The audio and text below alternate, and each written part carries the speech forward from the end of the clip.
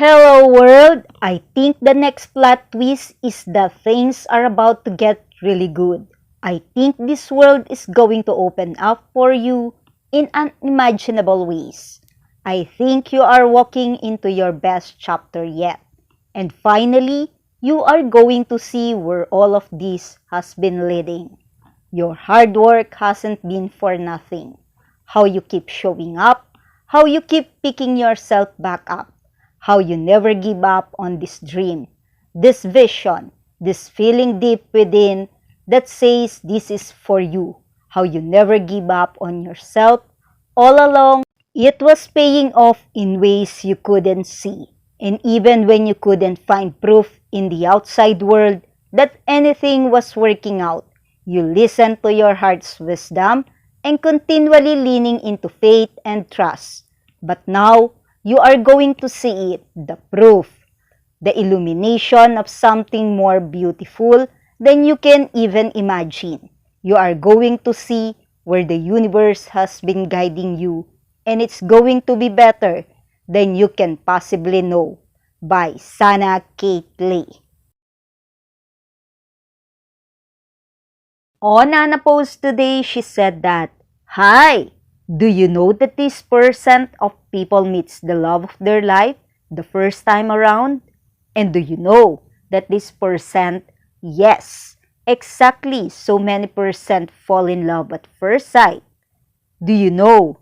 Exactly. I don't know either. And now I have a question for you. Are you the love of your life? P.S." On Anna's story, she is inviting us all as she will be on Halo Polsat on January 4 at 9:38. Hear this out! Dzień dobry, pada śnieg, pada śnieg, pada śnieg. Kochani drodzy, jutro o godzinie 9:54. Dla mnie to wykopana chwila, ponieważ Studio Halo tu Polsat pojawi się z całą moją rodziną. To jest jakimś totalnym ewenementem. Jestem podekscytowana niezwykle. Bo to jakieś historyczne wydarzenie normalnie, słuchajcie. Będziemy rozmawiać o relacjach, także bardzo, ale to bardzo Was zapraszam.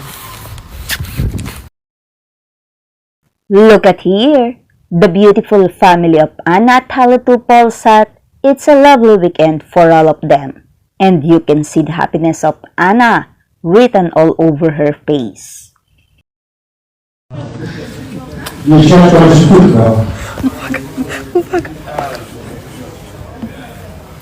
Zaraz wchodzimy. Here's the question and answer portion for Anna's whole family at Halo Polsat.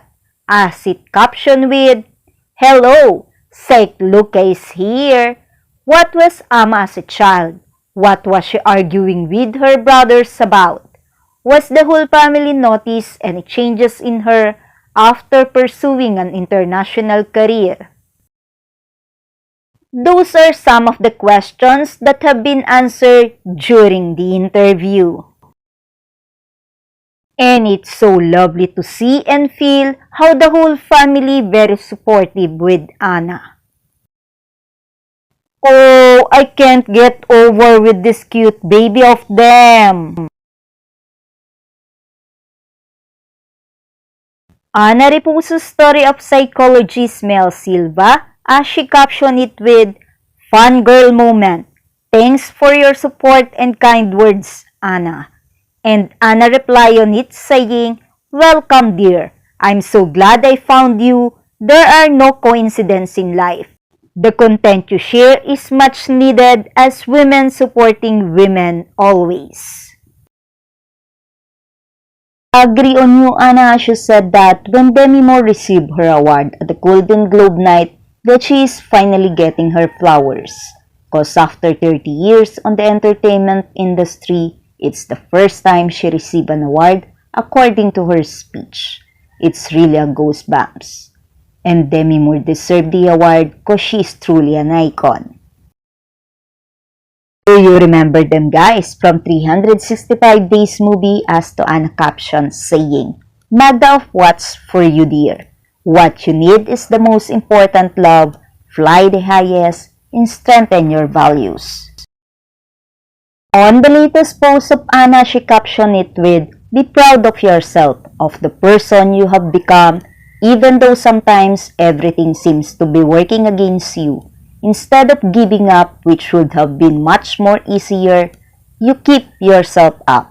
Be proud of allowing your heart to stay open to give the love, even though this was difficult.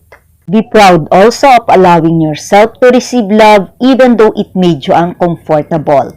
Be proud of your every effort. Remember that every single day, you try your best to be good. Be proud of yourself because you truly deserve your pride for everything you have been through.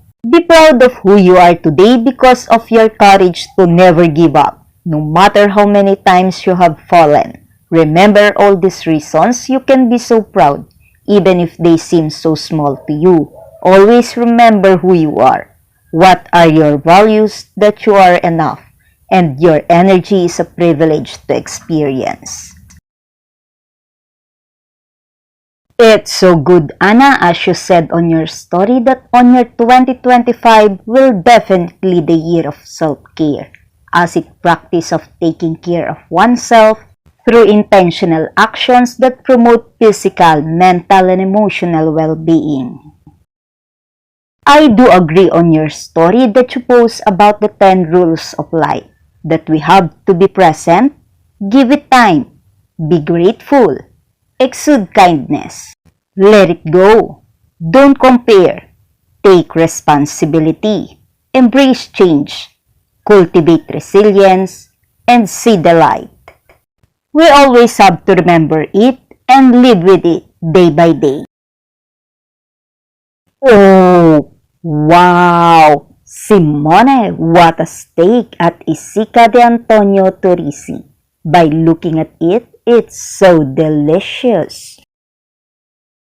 Simone at Grand Hotel Santa Lucia in Naples, Italy. It's a modern hotel with multilingual staff, restaurant and convention facilities situated on the promenade facing the Bay of Naples. It provides a relaxing retreat away from the hustle and bustle of city life. Morning, morning! Good day, Simone! Oh yeah, just feel the sunshine bright! Nice, Simone, as you've been with the Dr. Vintage of Napoli as it was a clothing brand. Guys, what can you say on their selfie? Mo ano descoberta luxury, não pode negar biquíni. Oh, I can see how happy you are, Simone. Just stay how always you feel the excitement of life. Ma voglio vedere qualcosa. Lino, fatti Stefano. Ma dove siete? Siete venute. Perché? Befane! Le befane stanno qui. Michele showing to us his new collection of ring. Does it suit with him? Oh yeah, yo, party time! It's night out time of Michele as he shared the moment on his story. I wish Michele enjoying his night as he paint the town red. It suit for you, Michele, the new Eau de Perfume for him of Dolce & Gabbana. A repost story from his fan page, a promotion of his latest song, In My Head. I like this motivation of yours, Michele, cause it is true we always use our brain in any decision. That is why it's been made higher than our heart. Cause if we always use feelings in our decision, we will not know what is right or wrong. As to feelings and emotions, everything is right. Hey! They are here now, the film director and the main actors, getting ready for lights, camera, deception. The Housemaid movie now in production. What can you say in it, guys? For me, I am getting more and more excited for it. I can't wait to see the output of this great project of yours, Michele. I know as an artist, definitely the outcome will be incredibly beautiful for this studio of yours. More art of yours to come for you this year. On the story of Michele, it said that I feel you like a train in the distance. Fearless, colorful, fragrant, unstoppable, and rude.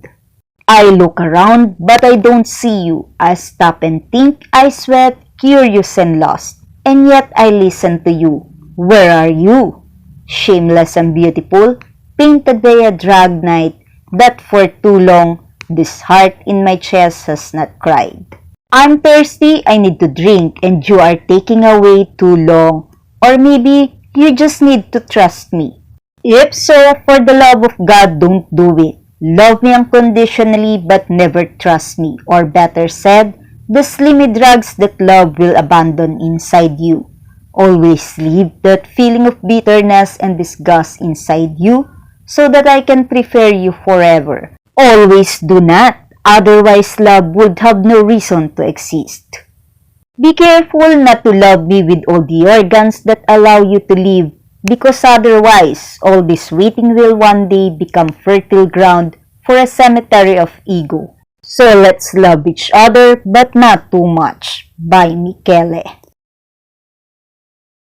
Thank you for watching my video today. Comment your reaction below. Don't forget to click the like button. Share this video to others and please subscribe on my channel. Day 7 of the 365 days of 2025. A message to all. What makes love feel painful is not love itself, but when there is an absence of love, when love is taken away from us, the pain of that withdrawal can be so intense that we may decide that we would rather be numb or shut down than experience it again. It's not fear of love that we have, but rather fear of pain. You cannot avoid pain by being afraid of it, but you can choose to heal your wounds by not letting anything or anyone prevent you from loving and being loved. If someone is making you feel unlovable, don't take it personally. Understand that it's because they feel unlovable. They don't like who they are and they are protecting their pain and feelings of unworthiness unto you.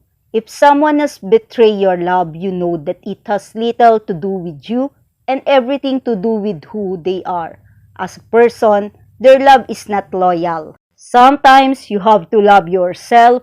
Think of it this way. You are love having a human experience, and the more you love, the stronger you become. By Joel Clemons.